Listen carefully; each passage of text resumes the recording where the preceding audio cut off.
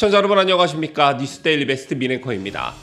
이게 사실 논란거리나 될 일인지는 모르겠으나 오늘 하루 종일 정진석 국민의힘 비대위원장의 SNS 글을 두고 이런저런 말들이 참 많습니다.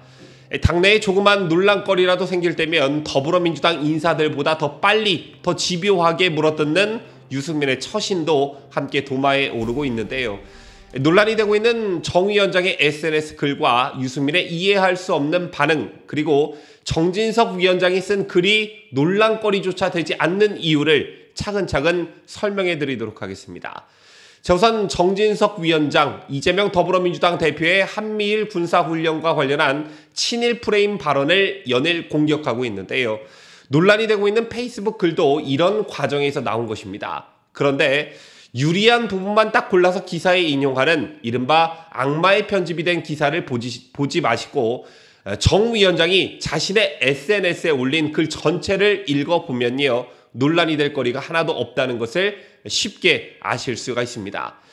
지금 보시는 화면이 바로 정 위원장이 자신의 SNS에 올린 글입니다. 이 글을 놓고 식민사관식 발상이다 라는 말이 왜 나오고 있는지 모르겠는데요. 정 위원장은 이재명의 일본군 한국 주둔설은 문재인의 비핵화 약속론에 이어 대한민국의 안보를 망치는 양대 망언이자 거짓말이다 이렇게 지적하면서 조선은 왜 망했을까? 일본군의 침략으로 망한 걸까? 조선은 안에서 썩어서 문드러졌고 그래서 망했다. 일본은 조선 왕조와 전쟁을 한 적이 없다. 이렇게 썼습니다. 이 문장 뒤에 조선이 망하게 된 역사적 사실들을 적은 뒤에 정 위원장은 조선 왕조는 무능하고 무지했다. 백성의 고열을 마지막 한 방울까지 짜내다가 망했다며 일본은 국군을 걸고 청나라와 러시아를 무력으로 제압했고 쓰러져가는 조선 왕조를 집어삼켰다. 조선은 자신을 지킬 힘이 없었다. 구한말의 사정은 그러했다라고 썼습니다.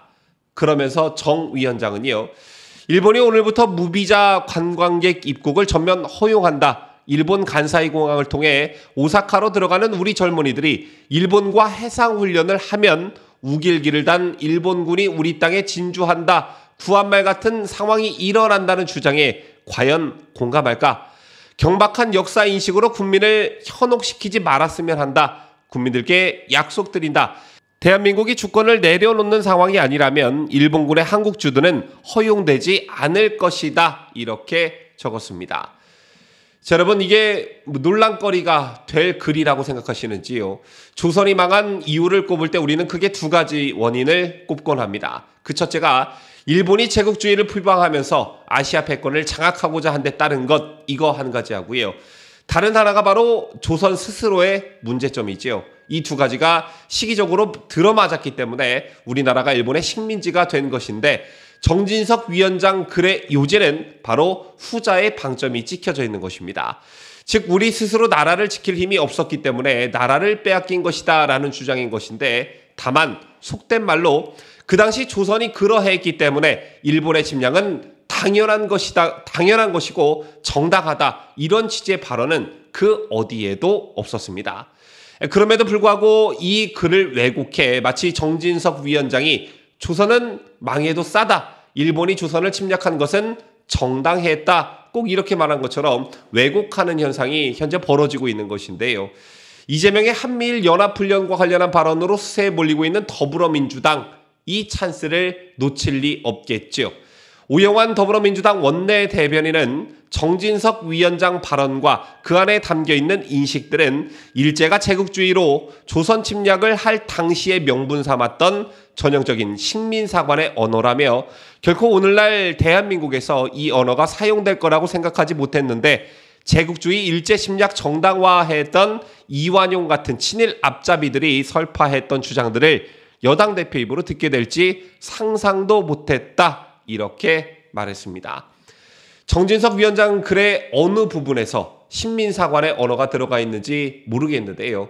식민사관이란 민족사관에 대비되는 말로 일제강점기 일제의 한국 식민 지배를 정당화하고 한국인에 대한 통치를 용이하게 하기 위해 일제에 의해 정책적 조직적으로 조작된 역사관을 말합니다. 그런데 정진석 위원장은 그때 당시 나라가 부패했고 조선 스스로 나라를 지킬 힘이 없었기 때문에 일본에게 나라를 빼앗긴 것이다. 따라서 다시는 이런 일이 역사에 반복되지 않도록 힘을 키워서 나라를 지키자. 이런 취지의 발언을 한 것인데 여기서 왜 식민사관이라는 말이 나오는지 모르겠습니다. 자, 더불어민주당이야 뭐 그렇다 쳐도 당내에서 무슨 논란거리만 생기면 총구를 내부에 돌리는 사람이 있었으니 그 이름은 바로 이준석의 정치적 스승 유승민이었습니다. 정진석 위원장의 글이 알려지자마자 정광석과 같은 속도로 비판 대열에 앞장섰는데요. 유승민은 이게 우리 당 비대위원장의 말이 맞나? 라고 글을 올리면서 이재명의 덫에 놀아나는 천박한 발언이라고 말했습니다. 그러면서 유승민은 임진왜란, 정유재란은 왜 일어났나? 이순신, 안중근, 윤동주는 무엇을 위해 목숨을 바쳤나? 라고 했고요.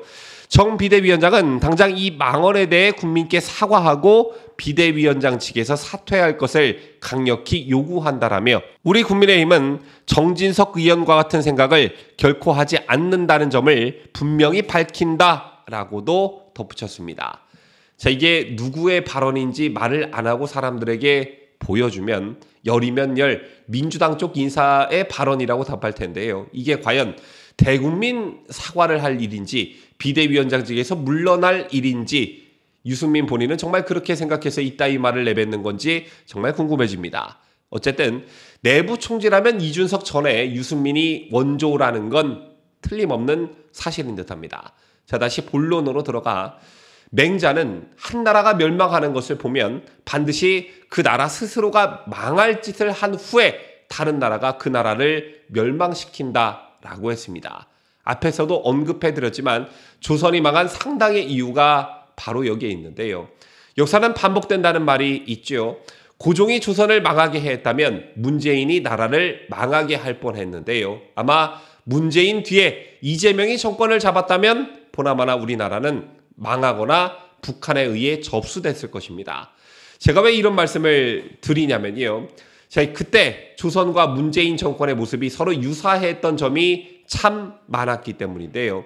자, 우선 고종이 당대 최고의 국력을 가진 영국을 무시하고 러시아와 손을 잡았듯이 문재인 정권은 세계 어느 나라도 넘볼 수 없는 막강한 국력을 가진 미국과의 동맹을 멀리하면서 중국과 북한을 더 의지하려 했습니다. 일제 36년에 대해서는 죽창가를 들자고 하면서도 무려 1250여 년간 시시때때로 우리나라를 짓밟았던 중국에 대해서는 사대주의 행태를 보였죠. 심지어 중국 가서 혼밥을 먹어도 중국은 큰 산봉우리, 한국은 작은 나라지만 중국몽과 함께 하겠다고 말한 게 바로 문재인이었습니다. 자, 다음. 고종은 국가의 힘을 기르는데 관심이 없었지요. 국가의 힘을 기르기 위한 국방을 강화하는 데 노력하지 않았고 그렇다고 국가 경제를 기를 힘도 능력도 의지도 없었습니다. 그러한 문약한 국가관이 조선을 망국의 길로 이끌게 된 것인데요. 이처럼 국력이나 국방에 대해 무지했던 고종과 같이 문재인 정권은 국력을 강화하기보다 오히려 경제를 추락시키고 국방마저 자진해서 해체시키는 엽기 행각을 벌였습니다. 대표적인 게 바로 9.19 군사합의를 할 수 있는데요. 부국강병은 오히려 북한을 자극할 우려가 있다면서 스스로 국방의 문을 해체했던 게 바로 문재인 정권이었고요.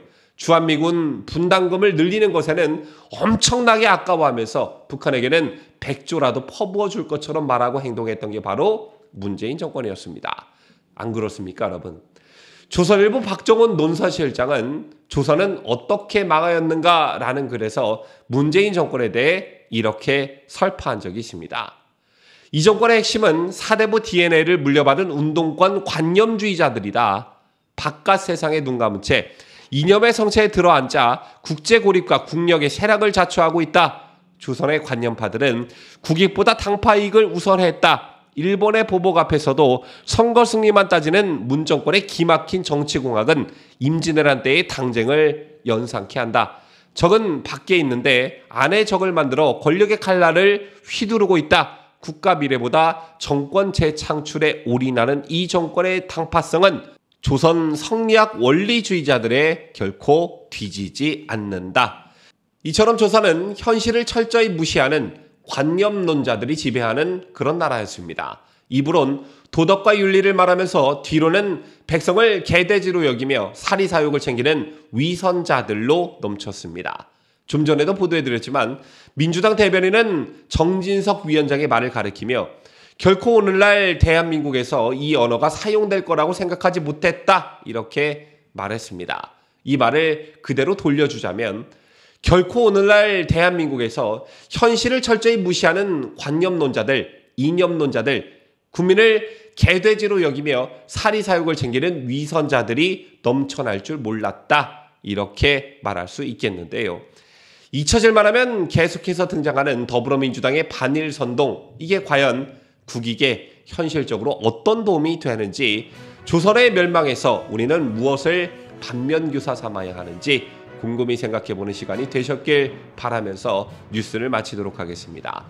지금까지 저는 자유대한민국을 소화하는 뉴스데일리 베스트 민앵커였습니다.